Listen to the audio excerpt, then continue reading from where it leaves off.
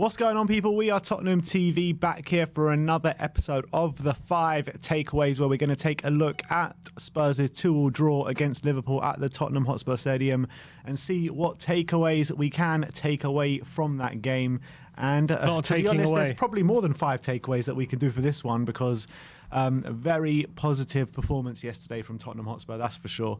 But let's get straight into it, and let's start off with the first takeaway, which is lucky Liverpool. So Spurs had an expected goals yesterday of 2.8, which is the most Liverpool have conceded in terms of XG since February of last season, when they played Man City, losing that game 4-1. Spurs also had an expected points of 2.3, which means he definitely should have been winning that game massively yesterday with that kind of expected points. Liverpool had an XG of 1.55, which over half of that consisted of Robertson's goal, which had a 0.88 XG. So Liverpool's XG was actually really low without that. So it's actually, Tottenham have had 2+ XG now 4 times in a row after not having it under Nuno at all this season. It was our highest XG of the season as well against Liverpool. So and our highest XG since May of last season. So, definitely in those kind of chance creation, good quality chances, it doesn't get much better than that, really, as we did yesterday. And Liverpool will be definitely walking away lucky that they hadn't conceded more. You see, Sim, we didn't need Graham Potter to turn into XGFC.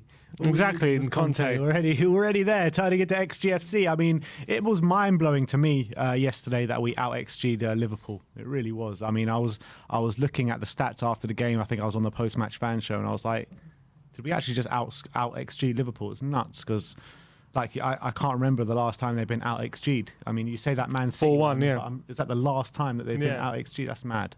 That's mad. But yeah, I think a really good display yesterday, and you can really see the team coming along. The team are getting to grips with things. And yeah, we definitely should have won that game yesterday. Definitely.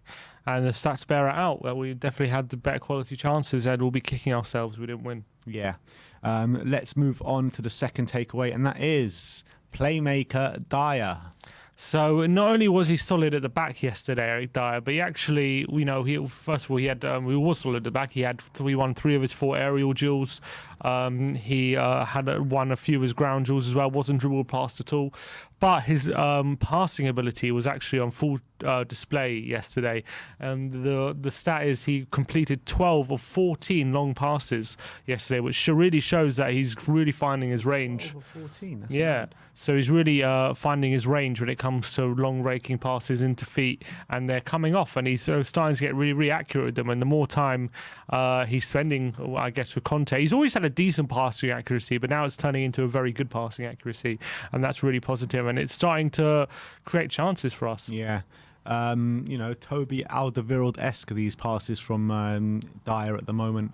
And just long may it continue. I mean, some of the pings yesterday to Sessegnon, to Dele, to Sonny, I mean, some of them were just unbelievable. And they're starting attacks for us. I mean, he's playing as that quarterback role, that deep lying playmaker, and he's really getting to grips with it now. And look, at the end of the day, last season, when you cast your mind back to last season, we said what a good season he's having.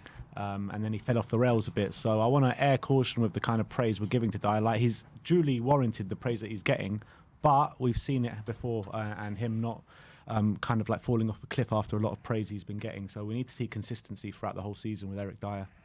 Yep. Let's move on to number 3, and that is the WINKS Renaissance.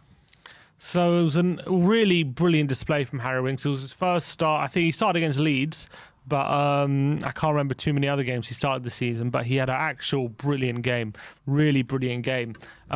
He had the most interceptions on the pitch with 4. He had the most through balls on the pitch, making 3. He had the most passes on the pitch. He also made 1 tackle, and he blocked the most shots. He blocked more shots than anyone else on the pitch yesterday.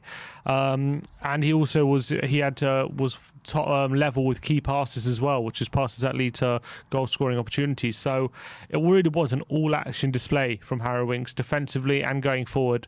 And it was such a breath of fresh air rare to see him performing like that, because I feel like for a long time he's been playing with very low confidence, and he's been playing within himself, and he's always doing the safe thing. But yesterday he was being a lot more adventurous as his passing, a lot more adventurous with his ability on the ball, and it really paid dividends. It was great to see. And with him in full flight, it was really a delight to watch. It really was. I completely agree with you. And, you know, everyone has been berating WINKS over the last couple of years.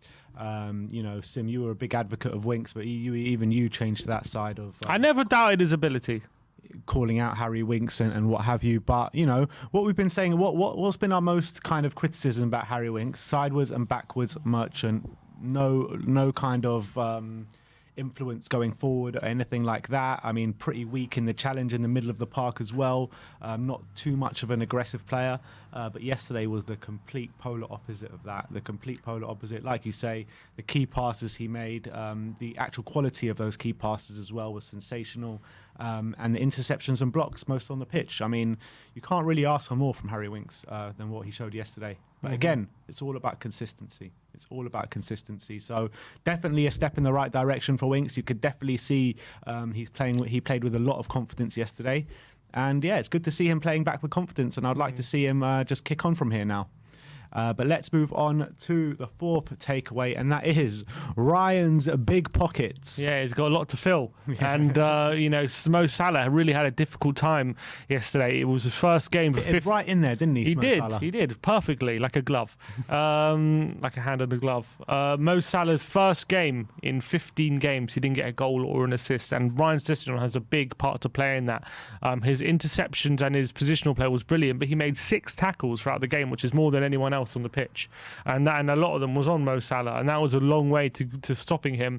He also won 8 of his 16 ground duels and completed 1 dribble as well down the left hand side after, you know, giving Trent a few worries. So really good day for Ryan Sessegnon on a day where he had to have a big performance if he was going to really show Conte he wants to challenge Reguilon for that #1 spot, and that was a performance to tell Conte, you know, he's here to compete, and he wants that #1 spot. He's not going to give it up easily, even though everyone thinks Reguilon's #1. So brilliant display from him. I'm very happy for him, and hopefully he can build on it.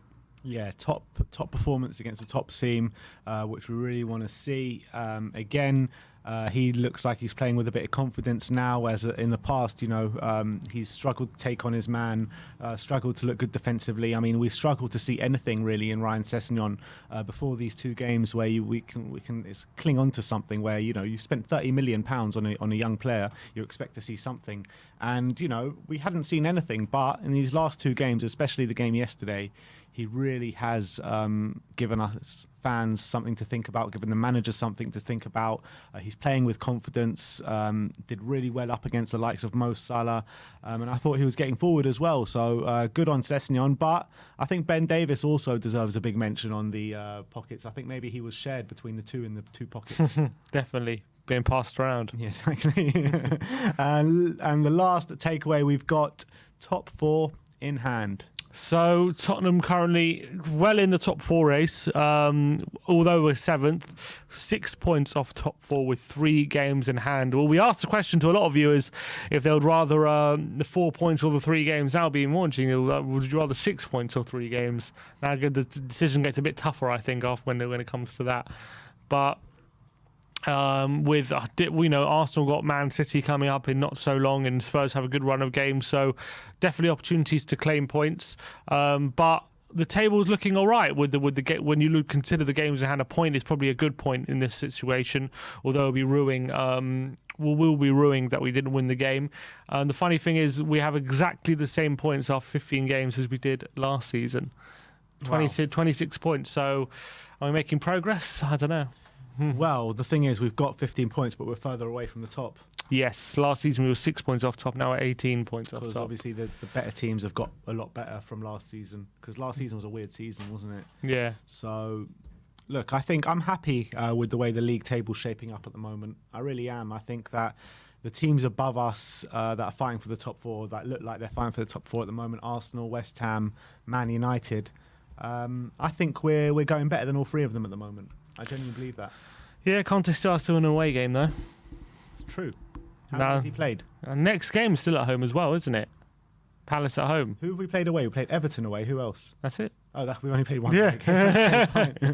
Next one is Southampton. Yeah, so we'll get his first 3 points away from home then. Because we've got 3 away games in hand, don't we? Oh, yeah, of course. So. There All you right. go. Well, that is your 5 takeaways. Let me know in the comment section below if you have any other takeaways, or let us know what you thought of our takeaways in the comment section below. Like, subscribe, and comment. And as always, Come on, you Spurs.